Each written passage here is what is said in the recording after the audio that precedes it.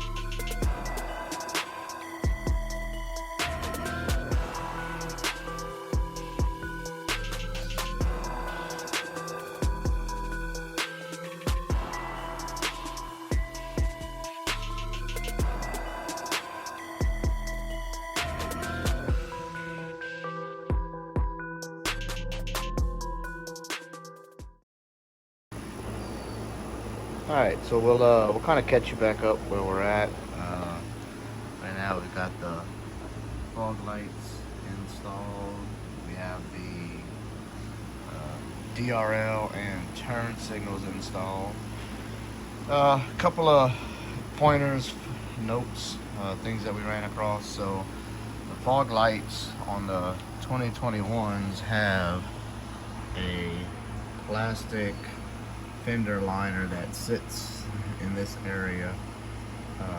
I'm sure you could probably fight through taking this off without taking off the skid plate. You have to take a couple of the bolts out of the skid plate anyway in order to get some of these out. We found it easier just going ahead and pulling the skid plate down. It made getting this off very, very easy. I do recommend that. Kind of, made that much faster. With the DRLs and turn signals, this is a whole nother story. So you have to drop the fender. How much you drop is the inner fender. How much you drop is really up to you. I started kind of going with the instructions saying, pull a couple bolts, peel it back, and then try to work in here. I found that to be way too difficult. On the other side, I went ahead and just dropped most of the fender right away, made it much easier. You have to get this bracket unbolted here, and then there's two bolts in the fender here and here that are part of this bracket that have to come out, and then this bracket has to come out, away from the fender, and down at the same time, and that is a very difficult thing to get done. Then you have to try to get this bracket unbolted and get it out. You do have to pull this fender rivet here, which is a one-time use rivet, so be prepared. I'm gonna have to order some rivets to replace this. There is no way to get this bracket out without pulling this ribbon. Then once you get both of those brackets out of there, then you can take this turn signal, the factory turn signal, unbolted. It comes out first from the front. Then there's 4 bolts in the actual bracket for the DRL, and it comes out from the back. This side, I spent a great deal of time trying to get that figured out. The other side, once you do it the first time, it gets a lot easier. The other side was done very quickly. But also on the other side, I wasn't fighting with this fender. Before, I just had the fender, and I was kind of peeling the fender back and trying to work in there. I went ahead and dropped the fender because you got to reach up inside, according to the instructions, inside the engine bay and grab the connector for this light, the factory connector, which is way back there. And on this side, on the driver's side, you actually get to it from inside the engine bay. But I found you're going to be leaving the factory wiring harness here with the factory bulb locations here if you do that. So I went ahead and I pulled that whole harness out all the way back to there, made for a much cleaner install, and just ran their wire all the way back to there. So on the other side, you have to pull the fender out anyway to get to that connector. You can't get to it from the engine bay. So I just went ahead and dropped that fender down. That side was much easier. So that's my recommendation, is just going ahead and dropping the fender, and that'll save you some time. So on the passenger side, you'll see what I'm talking about with the harness. So this is the harness that comes with the Quake lights, and it's got the factory style connector on this end, and this has to go all the way back in this back corner over here. The way the instructions show it on the picture, they just kind of show it running it up through the engine bay and just kind of balling it up kind of right here in the engine bay, or on the driver's side, kind of sticking it right here in this little area next to the, the windshield washer fluid, just kind of leaving it here and tire wrapping it. And I didn't really care for that, so I went ahead and just removed, because this would have stayed in the vehicle next to the fog light, or next to the DRL, this harness with these lights. So I just went ahead and pulled this entire harness out, and then I'm going to run this one just like the other one, run it back through the factory location, back all the way to the factory connector. That way it's a hidden, cleaner look.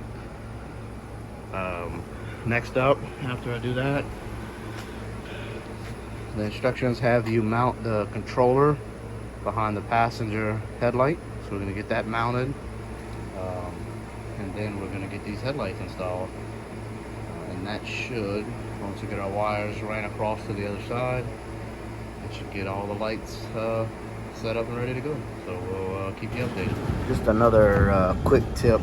So if you are going to be using the turn signal function in the headlights, as far as the RGB lighting up and becoming a turn signal, these inline modules that go in line with the factory harness and in line with the DRLs need to be used. So the factory harness is in here. It'll be a little difficult to see, but the factory harness is in here. This will go in line. Then you'll plug in the turn signal DRLs, and then there's a wire here that is the feed to the headlight for the DRL. So you have to use that wire. There's one for the driver's side and one for the passenger side. There we got lights pretty much finished up with some final touches.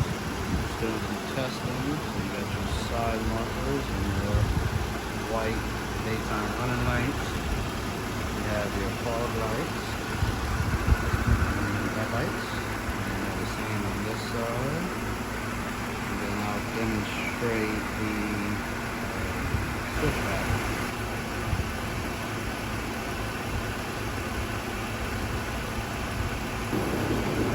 Alright, so this is just for reference the way we decided to run